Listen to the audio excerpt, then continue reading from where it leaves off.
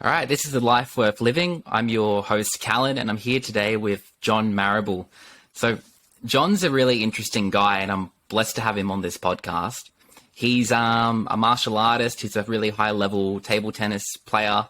He's lived a really cool life. He's currently like a consultant helping people to optimize spaces for people with disabilities. He's also been in a wheelchair for a considerable amount of time, and he's been able to experience life, I guess, from a different vantage point or just in a different way that most people normally would. And he's got some fantastic stories, some fantastic experiences.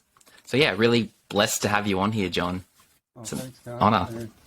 Yeah, it's interesting when you said that, and it is something that it is almost a blessing that I've got this attitude which won't stop me from doing things. I had my accident 55 years ago when I was 11, and even before my accident, I'd had a bit to do with the people in the disability sector. Next door neighbour, Robert, we used to play with all the time. He was deaf and mute. The greengrocer's son had Down syndrome. And of course, it was just after the war in England. A few of my relatives and other friends of the family had had war injuries, amputees, blind. So it was interesting that I'd never thought of disability as being not normal, if you know what I mean. It was just everyone was everyone. And then about 3 weeks before my accident, I can remember at my brother's school, there was a guy sitting in a wheelchair, and I thought, oh, imagine, having to go around in a wheelchair, not realising within 2 weeks I'd fall off a cliff, break my back, and be spending the rest of my life getting around in a wheelchair. Life can throw these curveballs at you, and I think that's what you do with that is important. Absolutely. My rehab was at Stoke Mandeville Hospital, which was the #1 spinal unit in the world, and it's where the paraplegic sport was created. And I think that's where my sort of ethos for fitness and keeping well started. They realised that paraplegics or anyone with a spinal cord injury really had to get out and do things. And sort of day one in my wheelchair was down to the archery hole, following day table tennis, and then following day to the swimming pool. So really, an 11-year-old, right from day one, I was doing some form of sport and fitness. Wow. And it was interesting. I left hospital in February 1968, and I arrived as an 11-year-old running around kicking the ball, and left in a hospital. And one of the biggest things I found was people's attitude towards me. All of a sudden, I wasn't a person per se. People were asking my brother, "How's John today?" And I'm sitting there looking up at them. And I suddenly realised that this is not really the built environment. That was an issue, but it was people's attitude. And my father was really good. He said to me, "John, people are going to look at you, talk to you differently. It's up to you to get out there and prove to people that you're just the same as them." And, he was really quite good. I'd fall over. I used to have to do all these exercises, walking up and down the hall rather, with calipers and crutches on. And I'd fall over, and he'd come out with a paintbrush and say, "Oh, John, while you're on the floor, do you just want to touch up the skirting board?" And, it was just great. He sort of was very much the glass is half full, and he actually had travelled around Asia, and he sort of always used to talk about China and Japan, and I sort of got interested in the cultures and started having an interest in the martial arts because of his journey, I think. And unfortunately, no one would teach me Kung Fu when I was in England because I wasn't Chinese, and no one would teach me karate because I was in a wheelchair. And it wasn't until 75 that I found a club and they said, "Feel free, come along, see if you can do it."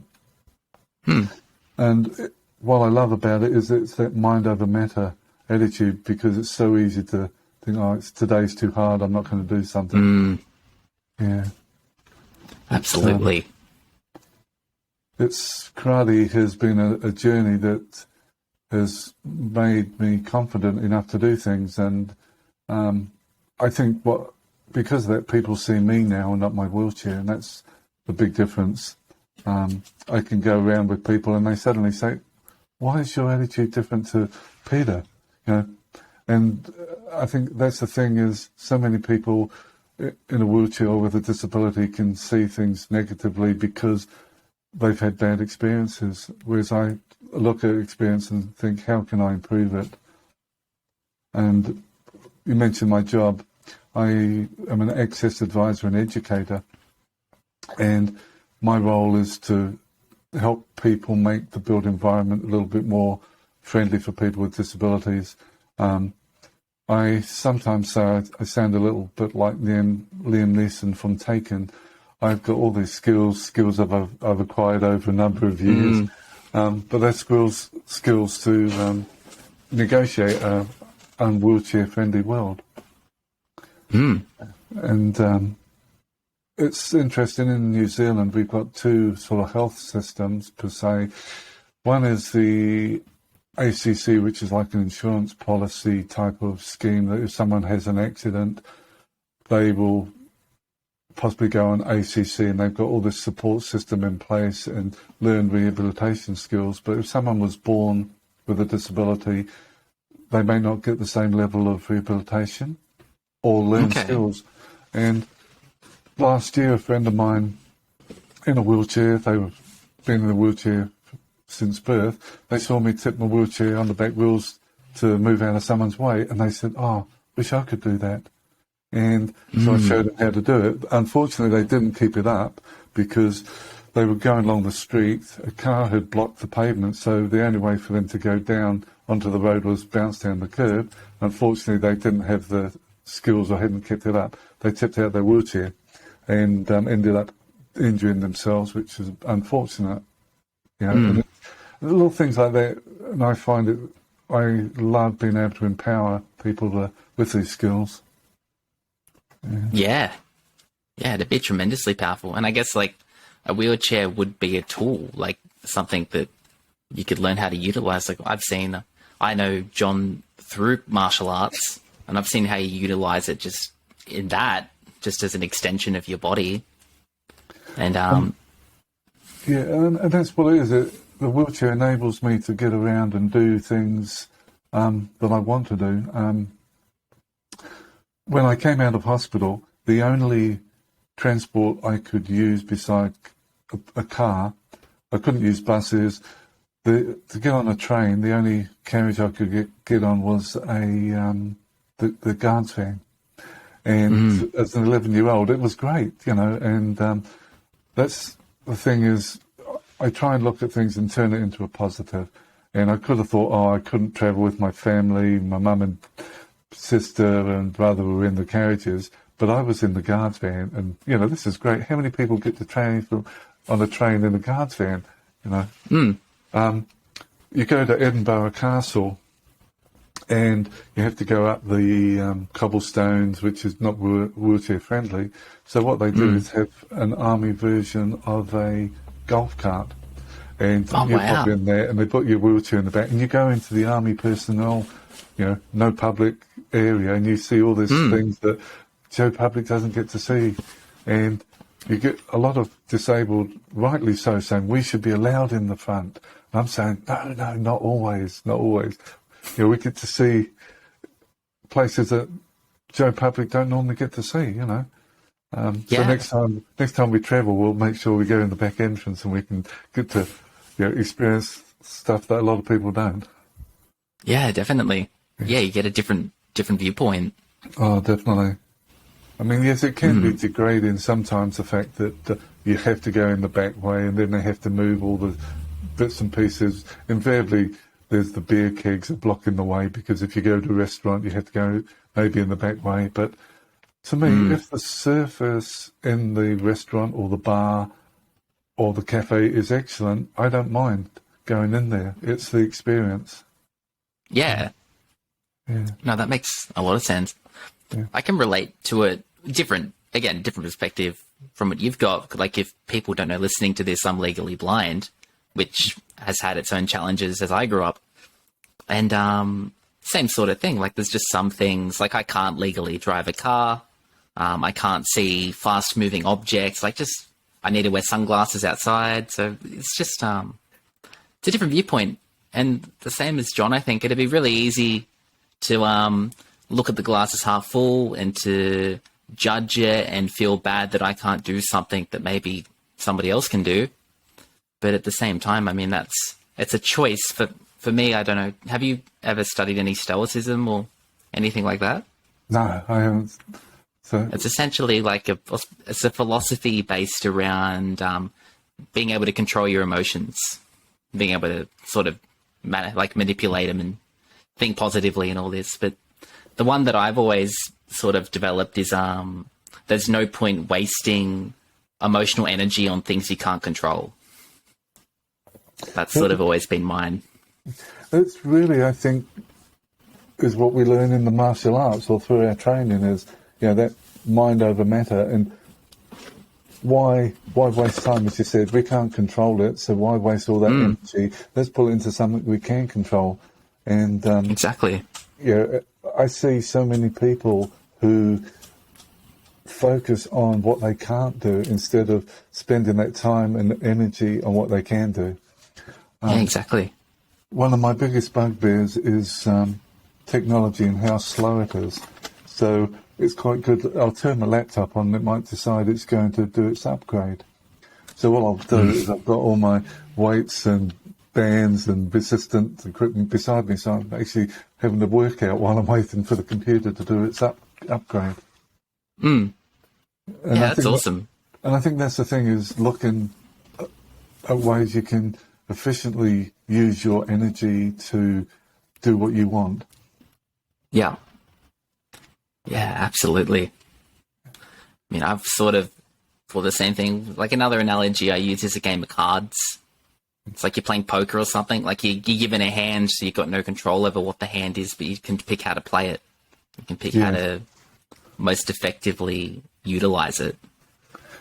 Now, you reminded me of this friend I worked with up in Auckland. Auckland is in the North Island, and he was blind, and we used to play cards every day, and he used to win quite regularly, and I didn't say anything until he actually moved down to Dunedin and rang me up out of the blue. And, "Oh, John, we used to work together, blah, blah, blah." I said, "That's right, and you used to win all these card games." He said, "Yes."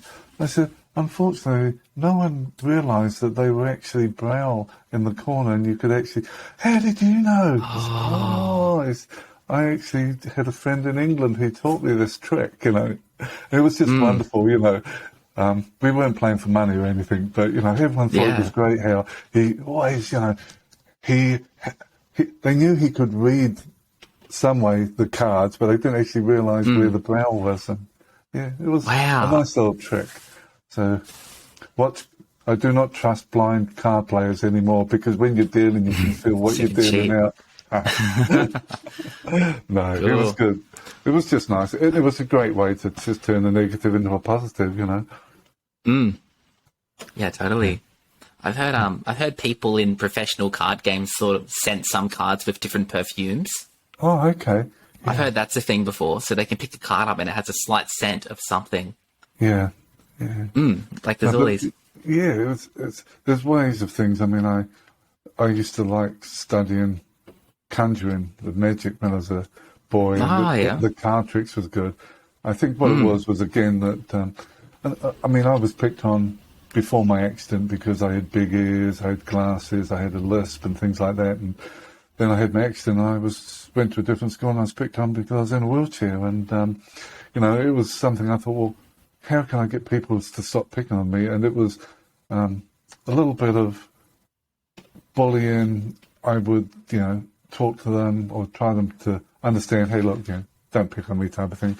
Unfortunately, I did have a record that if someone did get close, I might grab them and squeeze them and cause them a little bit of pain to let them know I didn't. And I think that was because of Mr. Spock from Star Trek days, the Vulcan grip. Ah, yeah, right.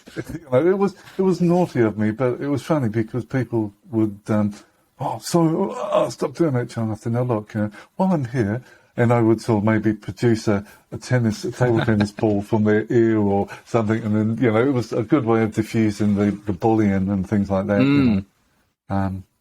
People can be cruel, and I most probably Definitely. was cruel in what I was doing, but it stopped the bullying. Yeah. They suddenly realised, hey, this guy in a wheelchair is okay. He can produce a table tennis ball out of midair. Yeah. You find, like, I've found that too, and I don't know if it's a subconscious thing, but even though I'm visually impaired, like, I think there is a part of, like, being a human being where when you see someone with a physical disability, a part of your mind does see that first. Like, you see the human being, but you also see that there is, like, if you see someone in a wheelchair, your brain just automatically goes, someone in a wheelchair. Yeah. Before you know who they are, before you know their personality. But do you find that, that, like, the fact that your mind does that sort of creates a lot of these, like I guess, like, people treat you differently because they see that you're in a wheelchair, they see that someone has any kind of disability. Do you find that some people sort of, when they initially meet you, like, they treat you differently than if they met somebody else who wasn't in a wheelchair? A lot of times, yes. It depends. I've noticed over here, sometimes it can be an age thing. Like, with the schooling now, we have a lot of satellite classrooms where you have what they call children with special needs. And it could be anyone with a physical or sensory or neuro disorder, all lumped in there. And for want of a better word, the normal children get to interact with all the people with different abilities. And then someone who's older, they will treat you differently. They'll suddenly talk slower and monotone so that you can hear. I mean, how many people actually see that when they realise that you're blind, they start talking louder to you? Sometimes, yeah. Yeah, Definitely. it's funny. And a number of times, and it happens almost on a weekly basis, people will speak to the person I'm with, not me. Or we might order a cappuccino each separately, and then they'll say to you, oh, does he want coffee or, does he want chocolate or cinnamon? Little things like that. I'm used to it, and my job is access advisor and educator. The educator is about disability awareness training or disability responsiveness training or ableism training. There's so many different terms now. And it gets to the stage where, I shouldn't say it's fallen on deaf ears because that's an ableism statement, I shouldn't say to you, oh, did you watch the TV last night and see that program? Oh, I'm sorry, you can't. And then someone will say, oh, John, can you walk over here? Oh, I'm sorry, you can't. I was at the doctor's before and they said, oh, just take a seat. Oh, you've got one. And it's, Yeah. it's human nature. And I realise people don't mean anything by it. No. And I don't like to correct them because then by correcting them, you can make it more difficult for them next time because they'll suddenly see the wheelchair and they say, oh, that's right, I can't say this, I can't. It's interesting. Yeah. I think I get that with colours because I'm completely colourblind. Yes. So I'll get that. People will label, people that have known me for years, like my mum will do it. She'll say, oh, can you go and get the blue cup off the bench? I was like, just give her a look. Yeah. But yeah, I find that some things like that do happen a lot. And I think it's so, it's within their direct experience. Like colours for most people's it's just there. Yeah. So it's very easy to forget. And that's I've the noticed thing. too. Sorry, you've noticed.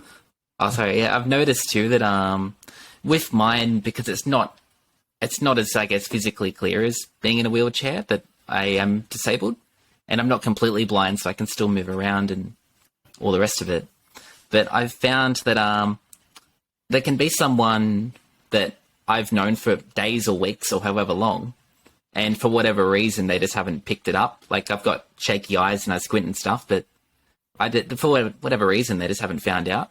And then when I tell them, even if it's like a couple of weeks in, it just comes up in conversation or something. Then for like 10, 15 minutes, they'll treat me heaps differently, even though they've known me for like weeks, months, however long. Yeah. Or something which makes me always smile is, well, I'll have a conversation with someone on the phone, and then they'll come into the office and they'll say, oh, I'm sorry, I didn't realise you're in a wheelchair. Well, what are you being sorry for, you know? Yeah. It's really quite strange. And then, they do suddenly treating me differently, you know. And, I think, I don't know, it's human nature in some ways, whether it's that, whether I'm trying to simplify, I don't know. It's something that I find when I go out, because I'm out, unfortunately for other people, I push nearly twice walking pace. It's just something I've always done.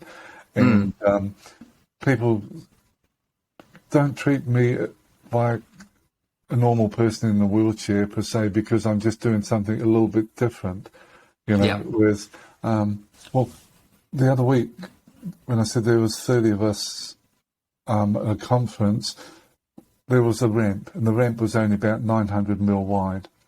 And so everyone's waiting to go down the ramp. So I just went down to the stairs and I bounced down 4 stairs, bang, bang, bang, bang. And everyone just stopped and looked. And they said, well, what did you do that for? And I said, well, why not? The stairs were why there, not? I can do it. You know, but you didn't even slow down. You just went along and just, well, it's one of these skills I've learned over years to make, so I can do these things. And then all of a sudden it was like people were talking to me differently and then looking at the others as if they were different. And yet before we were all the same, you know what I mean? Yeah. You've like differentiated yourself by doing something that would be quite technical. Because you've done it probably hundreds of times. It's just naturally. And the guy I was sharing the room with, he said, I really would like to see you do that again because you did it so easy. And I said, well, easy, it comes with practice. And one of my karate students, he was a little 8-year-old. I said to everyone, right, you must practice. Practice makes perfect. And this boy said, excuse me, Sensei, that's not correct.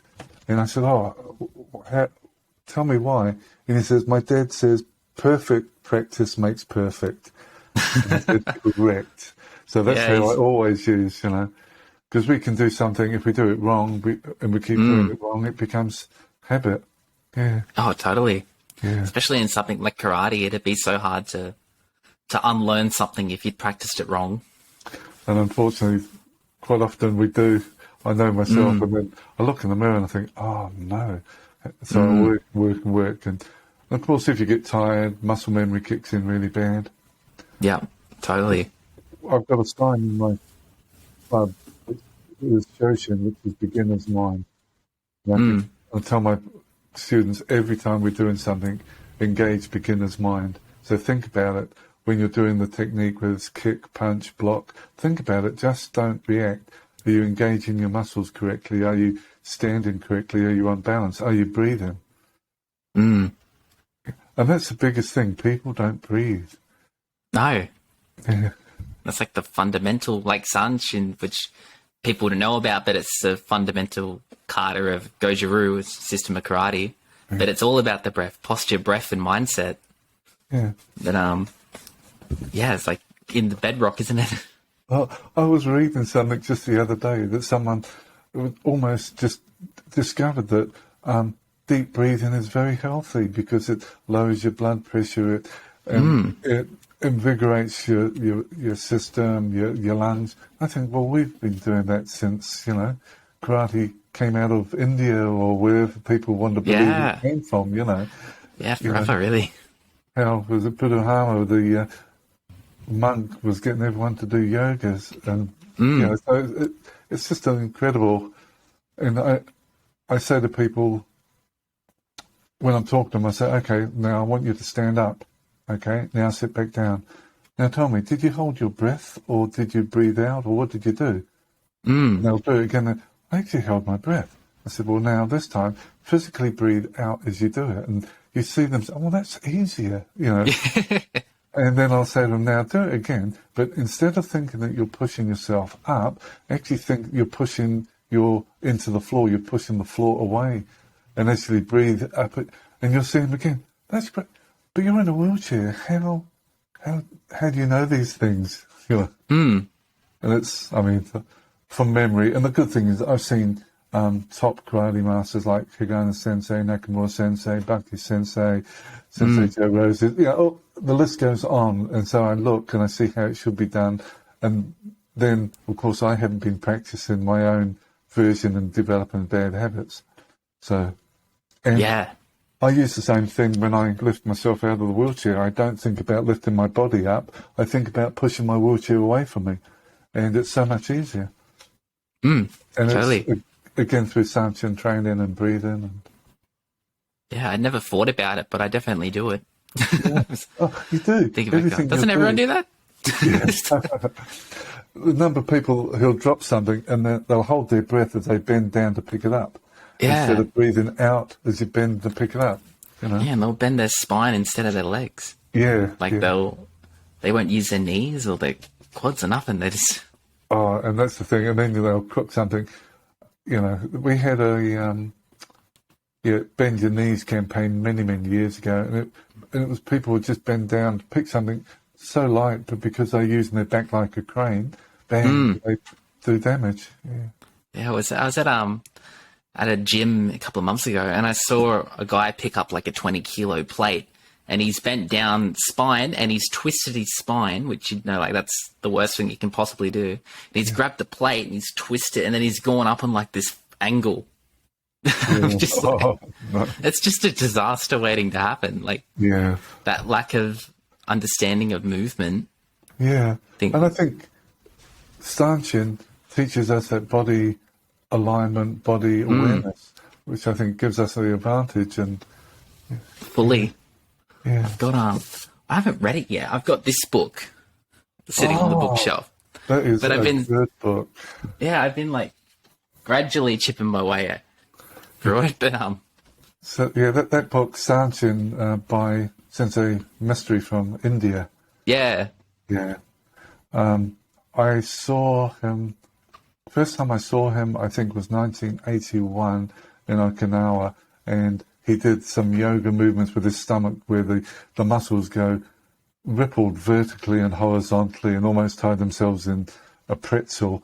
I thought, wow. Just the body control of this man, is fantastic. And, yeah, that's insane. Yeah. I've been doing karate for about 47 years, and Sanchin I'm still learning, because, and that's the thing, the wonderful thing about the martial arts. Yeah, it's there's always another level to it. Oh, yeah. And I think also the fact is it is teaching you body, mind, breath. So it's the three battles. And I think, again, the mind, it's strengthening you because you're focusing on so many things. And I think that's something we do every day and we don't realise. And if I find I'm struggling with something, I suddenly realise that I'm holding my breath. I'm, not doing what I should be. I'm not practicing what I'm preaching. Absolutely. Yeah. And it can definitely be challenging, or more challenging some days than others. Doing something. And that's the thing. I'm sure you'll agree that today when I get up, today is my normal day. Yesterday I may have been able to get out of bed real easy, but today I'm struggling. I don't think, oh, this is going to be hard, that's going to be hard. I'm thinking, right, today is going to be this, and otherwise you start getting that negative thought, I can't get out of bed because of this. Now I've dropped this. It's going to be one of those days. So I'm reinforcing that negativity. Whereas if I think, it's going to be a good day, bang, I'm going to have to work today. That's good, I've just dropped stomach for the third time. Obviously, I'm meant to do that because I'm stretching, It's so powerful. Mindset. It is. That's a mindset. And that's the thing, like your podcast, The Life Worth Living. And I think that's the thing that it is. Make the most out of the day because you don't know what tomorrow's going to bring. So that's enjoy Yeah. the day, make the most of it. Not stay up 24 hours, which would be good because that is making the most of it, but Yeah. moderation. Yeah, moderation. I think that's sort of what I know. It's like you can, there's some people that have everything that are just, well, everything materially that are really miserable. Yeah. And then you got people that own next to nothing that are happy. And the only difference is what's going on up here, like Yeah. what's going on in their mind. I've started watching the 1972 Kung Fu series with David Carradine. Okay. And last night, it's school holidays here, so I stopped class for 2 weeks. And I said to them, right, we're going to have a Princeton movie night, and it's going to be the pilot episode of the Kung Fu series. And everyone thoroughly enjoyed it. And it was just bringing back all these sayings like, if your words are no better than silent, remain silent. So many of these little catchphrases, and Yeah. and it was good. It's sort of because it was another reason why I got into the martial arts was that TV series, and I just liked the mind over matter, and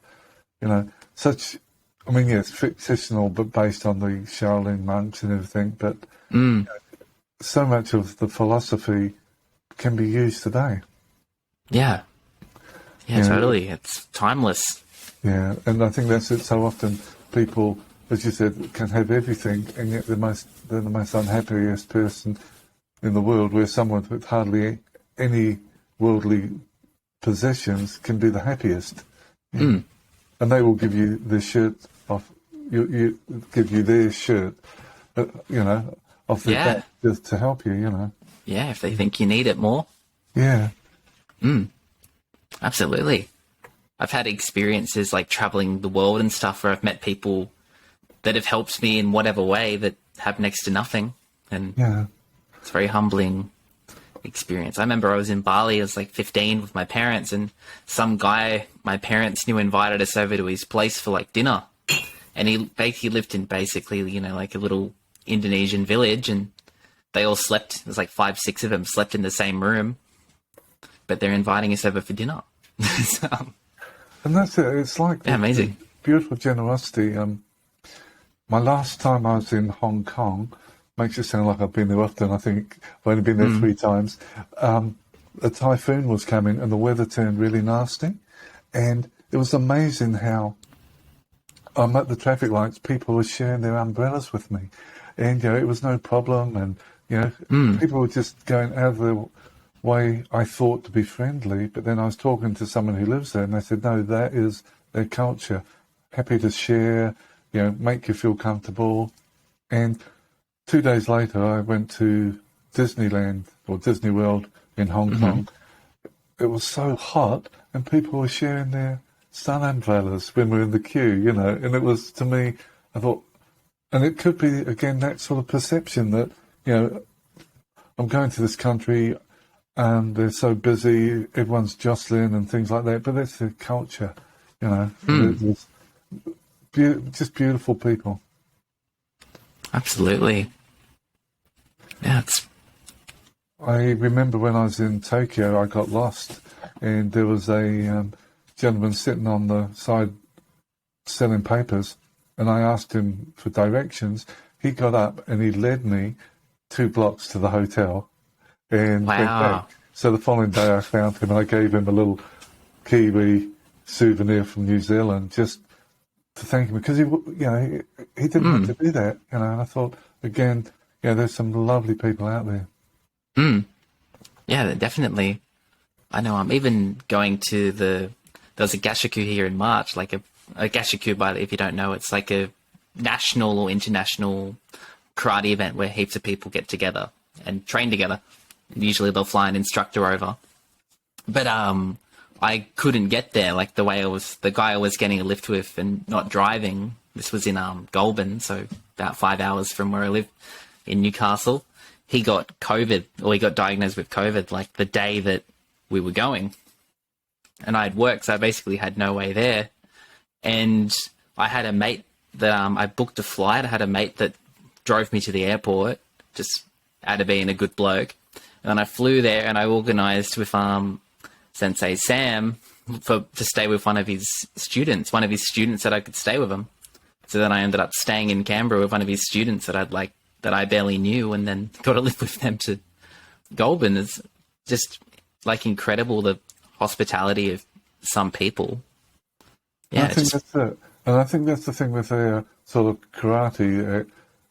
We're a big family, and it doesn't matter where you go, you'll always find, a country club that's helpful, and they'll go out of the way. Or even other styles. I was invited to Melbourne by a Shotokan style one time, and it was beautiful. They made me feel so welcome, and nothing was a problem. Yeah. It's a really good culture. But I think sometimes it's also our attitude as well. I think because we don't expect whereas I know some people who will demand. Like I can think of two people. When I first started working in the disability sector, I used to do banking for 30 odd years. I wasn't allowed to immigrate to New Zealand until I could prove I could work. So I left school, got a job in banking, and did banking over here. And then I stuffed my shoulder up downhill ski racing, and all the hassles I had trying to get medical assistance, I realised that there could be other people in the disability sector who didn't have a voice or didn't feel confident. So that's why I left banking. Oh, cool. Anyway, we were having an afternoon tea, someone was leaving, and there was a guy in the wheelchair, and he said to someone, "Oh, could you go and get me a plate of food?" And I thought, what? Whereas I would actually get up and do it myself, and then next time I was there, it was doing the same thing. I thought, that's strange. And then this time last year, we were at a council meeting. They had a group of people with disabilities there, and I moved out of the way. Everyone was around the round table, and the projector screen was right behind me, so I moved because I'm 6'2" round standing, if I could stand. Sitting in a wheelchair, I'm still about 5 foot whatever. So I moved out of the way, and I suddenly realised that people were not telling Paula what was on. Paula's been blind from birth. So I said, look, I'm sorry, guys, could you please explain what's on the presentation for Paula? And the guy was really apologetic. And then they said, right, we'll break for afternoon tea. And everyone left the table, and Paula was sitting there. And so I went up to Paula and said, look, what would you like, tea, coffee or whatever? Oh, that'd be fine. So I went in my wheelchair, made her a coffee, and I pushed back, not thinking anything of it. And then I said, look, they've got biscuits. What would you like, chocolate bar? And I went and got it. And I thought, isn't it funny that I didn't think anything of it? It was just... And she said, thanks, John. Strange that someone in a wheelchair had to go and get me anything because, there's always... And I said, I didn't even think of it, because it was just me, which is what I would do. Yeah. And then someone afterwards said, oh, why is it that you were doing it in a wheelchair, but so-and-so in a wheelchair was getting us to run after them? And I said, that's just him, I've always been taught not to expect anything, to do stuff myself. Whether it's so that people will realise I'm just like everyone else, I don't know, but it's in my nature. Again, I say about my father, he said that he didn't want me sitting on the street begging. You have to get an education, you have to go out. My mother would say, you can't go out dressed like that, John. But Dad would say, people are going to look at you, go dressed as you want, And it was a nice sort of upbringing because, yes, my mum's sort of trying to protect me, whereas my father's going, no, go out, rule the world, do what you want. Yeah, that's it. No, I was lucky I had a similar upbringing. Same thing, fall over, walk into something, couldn't see it, too bad. It's what it is. Very similar. You soon learn where everything is. It's good, though, because it instills confidence. And that's it. I've got a good friend, Simon. He's lost his eyesight through diabetes. And and it's funny how other people I know who are blind from birth are saying, oh, Simon's lucky because he could see. And then he's saying, well, actually, I'm maybe, but I'm unlucky because I know what I've lost, you know. And it's just to Mm. give people's perception. But he is very confident, and he walked very, very fast because of that. You know, unfortunately, he knows that. And by the time his cane picks up the object, he's actually walked into it, you Mm. know. So he Yep. knows that he's got to slow down, but, you know, he says, Yeah, oh, it fair. doesn't matter. My shins are conditioned. Fair. So when you had the accident, did you say that you were 11? Yeah, yeah. So how long did it take you to sort of adjust to, like, same thing, I guess, like you could walk and you've experienced a decade of being able to walk around, run around. So how did you sort of go with the transition once you weren't able to walk anymore? And like, how long did that sort of take for you to mentally accept it and make peace with it? Well, that's the thing that they had to operate on my head. I split my head open. They whole lot of bone they had to remove, shattered bone, and I can remember losing the feeling in my legs, waiting for the ambulance, and then I can remember in the operating theatre. The following morning, I woke up and I put my hands on my legs, and my hands could feel my legs, but my legs couldn't feel my hands. And I thought, wow, it feels like I've got a suit of armour on. No one actually told me that I would never walk again. They just said, look, you've hurt your back, you can't use your legs, you know, blah, blah, blah. You can. And an 11-year-old, wow, it was really strange. I was in a hospital in Scotland, and the bed I was on meant that 3 hours I was looking at the floor. It was called a striker frame. And then after 3 hours, they'd pull the blankets back. I'm still looking at the floor. They would put a whole lot of pillows on me. Then they'd put like a stretcher frame, clamp it down, and turn me over like a rotisserie chicken. Okay. Then take off the frame, pull off. And so 3 hours I'm looking at the ceiling. And then they would reverse the process and put the frame on me, spin me over, and now I'm looking at the floor. And, it was really, again, no one actually told me I'd never walk again. They said they were more concerned of making sure that I was okay, able to eat, because in those days, the level, I broke my back at C5, which is just above my sternum. And in those days, they were not too sure about your lung capacity, how good your lungs were. In fact, when I started doing Paralympic sports, they thought that my level of break could only do 60 metres, 60 yards, because they didn't know that your lung capacity, how well it would cope with any greater distance. When I got to Stoke Mandeville Hospital, things improved, and I think I realised that I wasn't going to walk because everyone around me was in wheelchairs. And after 3 months, and I was in my wheelchair and I was going down to the gym. And that was the great thing. They had 2 physio gyms. There was one down the corridor, which was downhill, and the other one was on the flat at the top, where all the wards were. All the new wheelchair users, and even anyone who had broken spinal injury, had to use the downstairs one or the downhill one.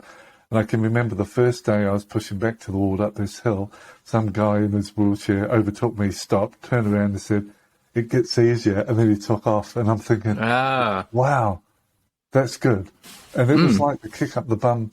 Not that I needed it, but this is good. You know, I want to be this person. And I can remember before I was even in my wheelchair and I was still in bed, my father said, "John, you can do sport. I've just watched all these guys in wheelchairs doing track, playing basketball and doing things like that." So it was like, right from day one, I saw that there was life beyond not being able to walk. As soon as I was in my wheelchair, they got me helping feed other people who didn't have the movement in their arms to feed themselves. So it was another way of showing that you might not be able to walk, but you can still help other people. Yeah.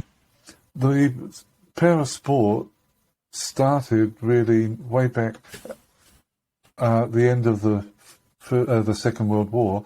In 1938, a German Jew left Germany and started working in the spinal unit. And up till his arrival, if you had a spinal cord injury, your life expectancy was between 6 and 12 weeks because you die of complications of bladder infections, kidney infections, pressure sores. They used to say you could smell where the spinal cord injury patients were because of the smell of rotten flesh, feces and urine.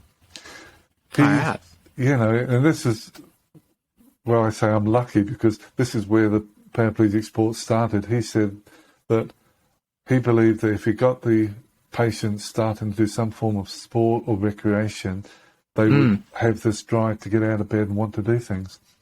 And I mean, that's the thing. So that's how the Paralympics started. And I've got a photo of, it must be about 1940, they're playing like polo, but instead of being on horses, they're in those days they were called bath chairs, great big wicker chair with the big wheels at the front, and they've got the mallet in the hand. And then I've got another picture of them playing netball, you know, and when I'm giving lectures, I pull these out and say, look, you know, and interestingly, I was the first paraplegic to do a marathon, 1980, first paraplegic in New Zealand. People said, oh, you're in a wheelchair, you won't be able to do it. And then I had a few people from the marathon organisation said, look, John, it would be great. We've heard they've done it. And I was actually had been in Australia in 1979 in Perth, and the Australians were doing them then. And we were leaving the day that there was a marathon on. I thought, right, I'm going to do it. And that was nice. So I was doing 100 Ks a week, and I had people saying, but you guys aren't true athletes. I'm thinking, how can you say that? Yeah, because their perception was, oh, but you're in a wheelchair, you know, oh, it's easier for you because going downhill you can free roll. Yeah, but I've got to push up the hill on the other side. Balance with going up the hills. Yeah. But, you know, it's just, again, people's perception. And sometimes, and that's the thing, that when people say things, they don't mean it. It's just they have never experienced it before. And that's where my role is. Well, anything's possible. Mm-hmm. So it's a long answer to that question. So I never really got anyone saying to me, you're not going to be able to walk. I think I just realised that the people around me were getting on with their lives. And that was the thing. And there was a guy in the ward, he had broken his neck and he had died on the rugby pitch. And luckily they brought him to, he nearly choked, he'd been chewing gum. And so I saw someone like that and I'm thinking, well, I'm lucky. You know, and then having to feed other people who couldn't, I realised how lucky I was. I still had the use of my arms and things like that. And the good things, my feet never get tired from walking. I don't wear out shoes. Yeah, that's right. That's true. true. I do actually on the toes if I'm pushing the door open, but no. Fair. And that's where I think, you know, looking at the positive side of things, you know. Yeah, no, I seriously believe it's very, very powerful, just that mindset. I think you see it in older people, like when people retire and when they do whatever they do, like the people that do nothing just waste away. Yeah, exactly. Yeah, they lose their sense of purpose or whatever drove them. Yeah. And they just get lost.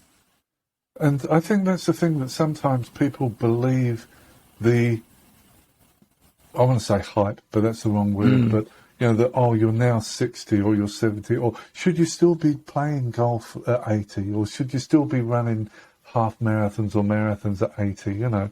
And it's so easy to fall into that trip that, you know, and that's the thing, you know, and it's, again, people's perception. Last time I was in hospital, I got a blood infection in my leg, and I've been discharged, and I said to the nurse, could I have a discharge form for work? And she goes, oh, your work? Oh, that's wonderful. So I explained And I said, now the prescription, the drugs, will that make me drowsy for driving? Oh, you drive as well. Oh, that's wonderful. But Yeah. she didn't mean it. It was just the fact that she most probably never experienced someone who drove and worked in a wheelchair, or they may know someone who doesn't, And it can be frustrating. I know it annoys some people. That's where I think they don't mean to be ignorant. They don't mean to be rude. It's my job just to let them know. Yeah, it's more they're just, like what you say, they're not familiar with it. Yeah. Something surprises them. They go, oh, it'd be like, the presuppositions of what they believe before meeting you or how meeting you can change things. Like, as far as like the martial arts and that was really, I remember when I met you initially, I was like 14, 15 when I originally met you at some gashaku here in Newcastle. And I was going, whoa, and and I got partnered up with you and you're like throwing me around. Well, that's good, but it's funny, and I don't know if you experienced it. I don't think you would have, because the guy's in Aussie, but sometimes I've been training with people from other countries and they suddenly take it easy on you because they don't want to hurt you. And I'm saying, no, I want you to go in as hard as you can, because on the street, the bad person's not going to take it easy. And you're right. Yeah, but I didn't know what you were capable of, but like a yellow belt. But just holding back a bit. Yeah. Not for long. Well, it's funny. One of my instructors once said, if someone takes it easy on you, hurt them, but hurt them nicely. I hope the bruises went. Yeah, no, they went. Hurt them gently. Yeah, nicely. And it's but I've talked to women who've done martial arts, and they've said the same thing. Is sometimes the partner treats them like they're china and they're going to break, and they say, no, I want you to come in hard, because on the street the bad man's not going to take it easy on me. Yeah, that's so true. And I mean, it's in moderation, and that's the thing. Like you lift up the tempo, the speed, and the power and things, depending on the person's grade. Yeah. But the idea, if we're working together, I want you to push me, and I'm going to push you. Yeah, and hopefully you won't push me out the chair, because if you do, you might come with me. No. Yeah, turn to grappling. Tell me, what made you get into the karate? I think it's probably similar to you. It's like pop culture around it. Yeah. Like liking martial arts movies. Just liking the idea of being able to defend myself too. I think a big thing for me now, when I'm backpacking, when I'm doing whatever I'm doing, it doesn't make you invincible to know martial arts, but to know that if something happened, like if I was out at a pub and someone got aggressive, that I'd be able to control it. Yeah. So I think that was a few other things. I think I had a bit more aggression too in my early teens. Like I needed an outlet for it. Yeah. And it was more fiery. So I think they're the big ones. It's funny you should say that. That's how wheelchair rugby started. It actually started in Canada, and it was called Marrable. And it was created for tetraplegics. So tetraplegic, someone who's broken their neck, or they've got very limited use of their arms. And so the main wheelchair team sport used to be basketball. And they actually found that a lot of tetras didn't have the dexterity in their hands maybe to control the basketball or the speed. Nowadays, that's not true. They can outrun with the, it's amazing. So that they started this Marrable, and it was also, they found a great release for the frustration people had, because, they couldn't go out and, get rid of their frustration, but they could on the rugby court. And that's it. I know myself, if I've had a bad day, great, I'll go and work out on the heavy bag, or or something. Or I'll just keep pushing myself to get that frustration, and try and use it as that negative feeling I'm getting, turn it into a positive. Because if I'm taking the frustration out of the bag. I'm actually getting a physical workout, and I'm getting all the adrenaline and the endorphins, and it's a positiveness, you know. Yeah, absolutely. Yeah. Yeah, I've always found it a really good channel for any amount of aggression or power, wanting to exert power in a healthy way. Yeah, and it's good, and I think that's the thing, that it's great having that outlet, because everyone does face those frustrations, and you know, having an outlet. I know some people, they get frustrated, I'll go for a run and things like that, and it's good just getting out and experience. And I mean, I just thought going outside, Sanchin, again, they breathing exercise. Outside is so perfect, because as Sensei Bucky says, outside, especially in a park, you're breathing in oxygen from the trees and the plants fresh. and things, you know, and it is really good. I did a whole hour of tent show once. Tent show is another breathing kata, or breathing pattern for those unfamiliar with the martial arts, and it was at the sea, and it was just beautiful. The freshness, the smells of the sea, it was just wonderful. Yeah, it's nice. It's really therapeutic in that way. Yeah. We had snow here yesterday, but I didn't go out and do the traditional kata outside, Sanchin out in the snow. Yeah, it'd be different doing it in the snow. Yeah. That'd be an experience. And that's the thing, I sort of wonder sometimes. People say it's a traditional thing to do in karate, but Okinawan karate, their winter is very warm, it's about 20-odd degrees.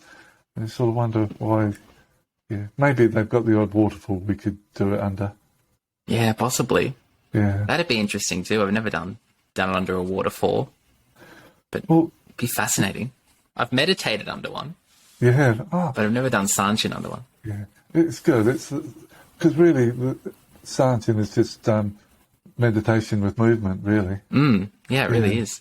Even the posture, it's like very similar to what they do in Zazen. It's like that straight spine. Yeah.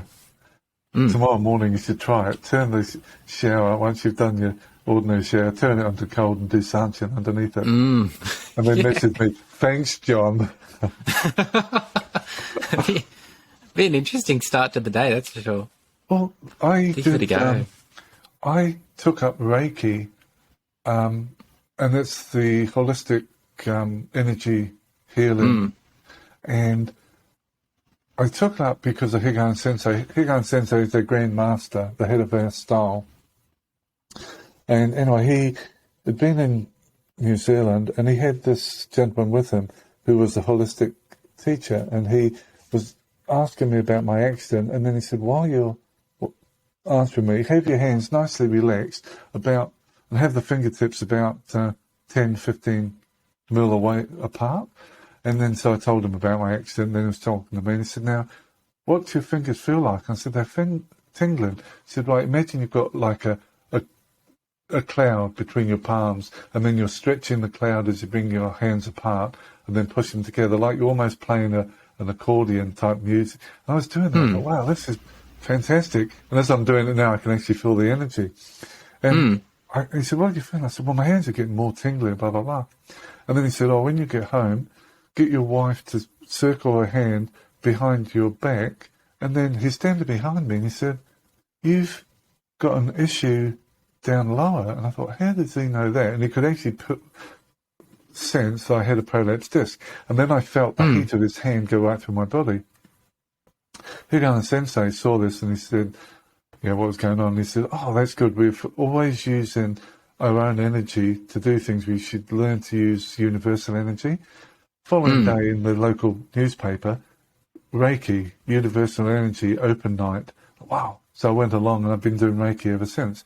And they suggested that you have cold showers after you warm shower, because it opens up the pores, it encourages all the things that we're trained to do in Sanchin, and I occasionally do it, and it is so refreshing, and your body's tingling, and you feel alive, Yes. So tomorrow morning, I want you to do Sanchin in the shower. Sanchin in the shower. Yeah. When it's cold? Yes. So All if right. you want, have it like you normally, whatever temperature, and then slowly down. Otherwise, if you just go straight into that cold, it's a bit of a, the body Bit of a can shock. temporarily go into shock. But yeah, Yep. yeah. So maybe, Awesome. yeah. Note Cool. to self, sunshine. Sunshine in the shower. Yeah, That sounds good. yeah. So what are some things that you're planning on doing in the future, or future goals or visions or things you're building? Oh, I mean, through my work, I'm working closely with the local council, trying to ensure that any alterations they do are going to be accessible to everyone. I mentioned before how I went for a walk with a friend of mine who's blind, a friend who's autistic and has some mental impairments, and me in a wheelchair. And we went along, and it was amazing how, and in the New Zealand Building Code, people on with a neuro disability is not even covered, really. So we went along, and Simon and myself bowled through the door, and George stopped there. And we suddenly realised it stopped because the door had manifestations on it, and it was moving, and it was playing with her senses. And so that's fine. So we got through the door. Simon walked straight into a table because there was nothing to warn him there was anything there. And then again, George stopped because there was a sensory overload because one of the shops was selling perfume. And then we went a little bit further, and Simon hit his head on a low-hanging sign, and I'm thinking this is great so far. I'm lucky, And then I said, right, let's go up the escalator. And Simon said, what? You go up the escalator? I said, yeah. So I bowled up first. Simon, with his white cane, he went up next, and we're waiting for George. And of course, because of her sensory overload, the lines on the escalator stopped her, and someone actually told her off. Why did you let that guy in a wheelchair go up the escalator? She said, well, I'm not going to tell him what he can do and can't do, because that person's perception was he's in a wheelchair, he shouldn't be using the escalator. But it was just funny how I, again, through the skills I've learned through living in a society that's not exactly wheelchair friendly, meant I could get around no problem. Simon was having problems because of obstacles in the way, and George was having trouble because of the sensory overloads, whether it be the light, the marks on the floor, the smells, and also the crowds. And, it was so wonderful and such a learning experience for the three of us, because we realised that we all had different issues.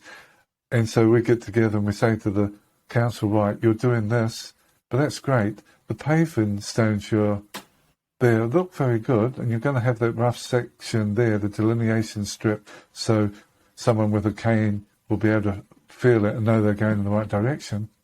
But have you thought about the noise? The echo now, because of what you've got here, means that someone with a sensory... So it's just, my dream is that people are aware when they're planning these things. So when they're planning on that toilet, that they put the toilet roll in the right place so it doesn't impede someone using the handrail, or, that you... And I think that's the great thing from travelling overseas, especially Japan. A lot of technology that comes out. In England, they've got these steps that don't look like a step. We could bowl up there, and there'll be 6 stairs, and all of a sudden we press a button, and they'll all flatten, and they become the lift, and it's a platform lift. Wow. Yeah. So there's technology out there to make the built environment that much more accessible for everyone. Yeah. And there's a term called universal design, and it's really making it equitable, easy to use. And I think one of the most simplest ways to show what universal design is the automatic doors at the supermarket. They open, and it's great. So it means that a parent with the push chair can push straight through. Someone with the groceries. And something as simple as that can be a powerful alteration to a building. Again, a long answer. Sorry. Yeah, it's so good. It's fascinating though, because I mean, it isn't something you'd always be thinking about just going about your everyday life. Like if you didn't have a certain disability, you wouldn't really think about it as being a problem unless you encountered it. Like the sensory overload stuff, Yeah. I haven't really heard much about before. And it's fascinating, like how many examples there'd be of infrastructures that don't support that. Yeah. In our building code, they do talk about sensory, but it's only the fire alarms have to be visual and audible. And they talk about Braille. In one document, which talks about signs, they mention Braille 3 times. But not every person who's blind that reads Braille anyway. And that's the perception that, oh, you're blind, you read Braille. Yeah. You know. And it's, again, it's my job is to try and educate people and make sure that they are aware of these things and consider them. In Dunedin, we're getting a new hospital, and the people who are doing the wayfinding signage had done a few hospitals in Australia, and they were showing us some examples. And I said, no, that's really good, but I know people who are on the autistic spectrum who would not be able to go to that reception counter because of the artwork. And it was a beautiful piece of artwork, but it was too busy. And they said, oh, hadn't thought of that. And I said, well, that's where just talk to the right people and get their feedback. Yeah, totally. I feel like I'm on my soapbox preaching here. My apologies. It makes a lot of sense, though. And it makes a lot of sense to ask people who encounter the problems that you're trying to solve. Yeah. Rather than just guessing. Yeah. Another little bit of homework for you. Next time you're going down a flight of stairs, have a look at the end of the ramp. It should extend horizontally for 300 mil. There should also be a raised dome button so that what you can do, the horizontal extension is to help someone get their balance. The raised dome is to let you know that you're at the end of the stairs. So someone with a visual impairment will have the raised dome button. They'll feel it with their hand. Great, I'm at the end of the stairs. I'm not just at the landing. Yeah. Interesting. I'll make sure I check it out. Yeah. We quite often will follow the Australian building guidelines, and it's really good. Yeah. Yeah, cool. Yeah, they seem to be really investing a lot into it here in Australia. Yeah. There's things happening, changing all the time. And that's the thing. Ours regulation hasn't changed for 2001, so we're looking at 21 years. You know. Yeah. That is a while. Yeah, and so under the building code, you only have to make it the minimum as per 21 years ago. And I'm saying, well, the people are wider, as in wheelchairs are wider now. So a 760 wide door frame is too narrow. Or like my friend with her guide dog, they are wider than 760. So the dog has to go first through the door and then she follows, you know. So there's all these guidelines, but the New Zealand standard is a little bit out of date. Not a little bit, a whole lot. Is there any final advice that you'd want to give people and about anything really, but just about how to live well, how to enjoy their experience? I think that's the thing. Enjoy life and don't get frustrated when things go wrong. I mean, I get frustrated, but it's a waste of energy. You know, look at the positive things, and always try and push yourself. Never be complacent. Always look at trying to do something a little bit better, a little bit faster. And don't be afraid to ask for help if you need help. Don't be afraid to offer help to people. And I mean, in my role, I see everyday people with various different abilities, and some people, it's no trouble, and then other people, it's like they've got an ingrown toenail, but they expect the world to stop for them. You know, so everyone's different, and as I say, you see one person in a wheelchair, you've only seen one person in a wheelchair. You see one person who's blind, you've only met one person who's blind. We're all different. And that's the thing in the able-bodied world. Everyone is different, and we've got to accept that and look for their strengths, and if someone's being negative, you don't need to take their negativity on board. It's their problem. Totally. Cool. Thanks so much for coming on, John. It was really good to talk to you. Oh, thank you for the invite. It's great to catch up again. I look forward to training with you. Absolutely. I definitely look forward to training with you again someday. It's always really fun. Likewise, I enjoy it. Yeah. Cool. Thank you so much. All the best. Well, but you take care. Thank you.